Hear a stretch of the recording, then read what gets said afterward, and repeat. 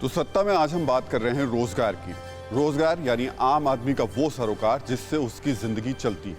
एक रिपोर्ट के मुताबिक कोरोना की वजह से 8 से 10 लाख ऐसे लोग हैं जिनकी नौकरी चली गई। लॉकडाउन की वजह से बेरोजगारी की दर 11.9% तक पहुंच गई। लेकिन ये मुद्दा किसी की जुबान पर नहीं है क्योंकि फिलहाल कहीं पर चुनाव नहीं है। लेकिन हमारे लिए ये मुद्दा इसलिए जरूरी है क्योंकि आए दिन देश के किसी न किसी राज्य से प्रदर्शन कर रहे बेरोजगारों पर लाठीचार्ज की तस्वीरें सामने आ रही हैं। आज हम न सिर्फ देश बल्कि दुनिया में बेरोजगारी के आंकड़े भी आपको दिखाएंगे, इसकी हकीकत आपको बताएंगे। हम आपको बताएंगे कि कैसे महामारी की मार ने पिछले 1 साल में रोजगार के मोर्चे पर लोगों को बेहाल कर दिया। इसके साथ ही आपको ये भी बताएंगे कि कैसे पहले कोरोना की वजह से लोगों को रोजगार से हाथ धोना पड़ा, फिर इलाज पर भारी भरकम खर्च से उन्हें कंगाल बनना पड़ा।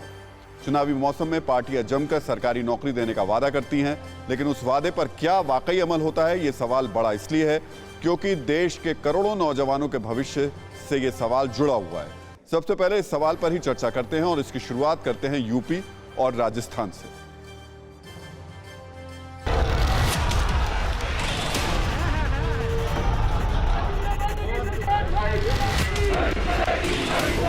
मौसम बदलता है, सरकार बदलती है, लेकिन सड़क पर अपनी आवाज बुलंद करते नौजवानों की किस्मत नहीं बदलती। सूबा चाहे उत्तर प्रदेश हो या राजस्थान, सरकार चाहे योगी आदित्यनाथ की हो या अशोक गहलोत की, नौजवानों की किस्मत एक जैसी ही है।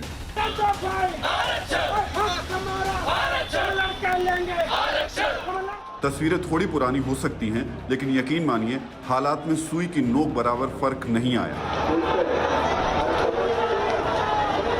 सड़क पर लाठी खाते ये वो नौजवान हैं जो अपनी सरकार से नौकरी मांग रहे हैं, उस सरकार से रोजगार मांग रहे हैं जिसने सत्ता में आने के लिए वादा किया था कि हम सभी सरकारी महकमों में खाली जगहों को भरेंगे। यूपी के लखनऊ में पुलिस की लाठी खाते ये नौजवान रोजगार मांगने सड़क पर उतरे थे। सालों से नौकरी का इंतजार करते हुए जब इनका धीरज जवाब दे गया तो इन्होंने आंदोलन का रास्ता पकड़ा। सरकारी नौकरी की मांग करते नौजवानों का आरोप है कि उत्तर प्रदेश में 2017 के बाद ग्रुप सी नौकरी नहीं मिली। कई सालों से यूपी सरकार ने नई नौकरियां नहीं निकाली। नौजवानों का आरोप है कि पिछले 4 सालों में महज 18,000 सरकारी नौकरियां निकली हैं। यूपी के 37 विभागों में 32,000 से ज्यादा पद खाली हैं। सीएम योगी आदित्यनाथ ने नवंबर 2020 में खाली पदों को 6 महीने में भरने का ऐलान किया था, लेकिन सरकारी नौकरी की चाह रखने वालों को अब भी उस ऐलान के अमल का इंतजार है।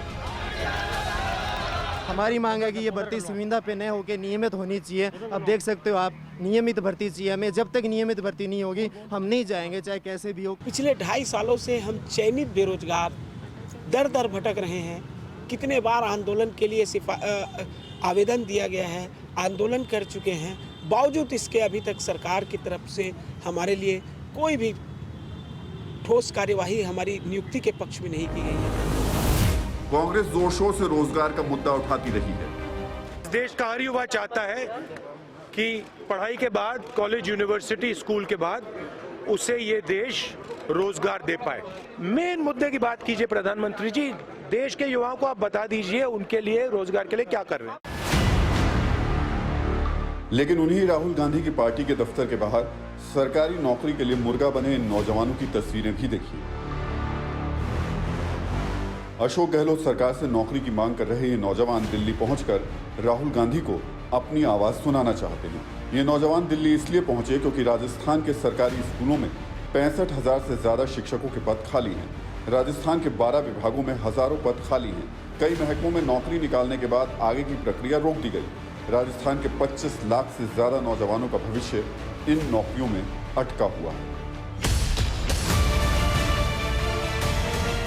राजस्थान में अपने कार्यकाल का आधे से ज्यादा वक्त पूरा कर चुकी अशोक गहलोत सरकार ने अब 50,000 नौकरियों का ऐलान किया है, लेकिन ये नौकरियां भी अगले 2 साल में मिलेंगी।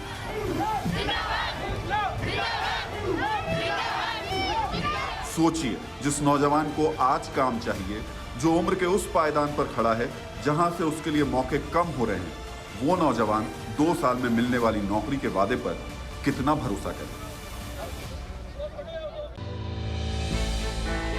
हमने की गलती फिर एक बार, कोरोना ने किया दोबारा प्रहार। मास्क, 2 गज दूरी, करें अपनी सुरक्षा खुद। कोरोना टीका हम सबको लगाना है, मिलकर साथ समझदारी से कोरोना को हराना है।